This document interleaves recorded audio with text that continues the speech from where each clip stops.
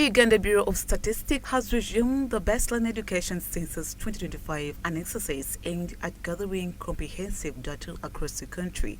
The census seeks to capture detailed information about the learners, teachers, non-teaching staff, and the school infrastructure, including the classrooms, laboratories, and sanitation facilities, to strengthen education planning and management. The Uganda Bureau of Statistics has deployed 1,100 field data collectors to complete data collection exercise for the Baseline Education Census 2025. The teams have been deployed in the sub-regions of Acholi, Bunyoro, Karamoja, Kigezi, Rwenzori, Toro, West Nile sub-regions. These regions have not had complete enumeration because of the strike that we had, the industrial activity by the teachers. So this activity and this deployment follows the end of industrial action by the government primary school teachers who had been on strike since the beginning of that term. The UBO spokesperson Didkas Okoth said the ongoing census terms will visit all the primary schools to collect the key data on both teaching and non-teaching staff, as well as infrastructure details to update the education management information system. Primary schools and will collect data and information on the following: learners information.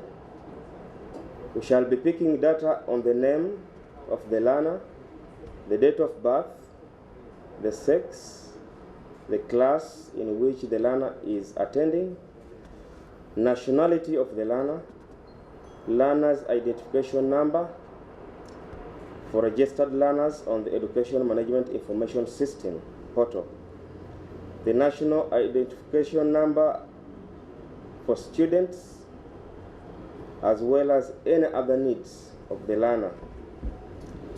We shall also pick information on the teaching staff, and the information will include the name, the date of birth of the teacher, the sex, the nationality, the NIN, the work permit just in case they are not from here, the subject taught by individual teacher, the teacher management information system number, the highest teaching qualification of the teacher, and the highest level of education.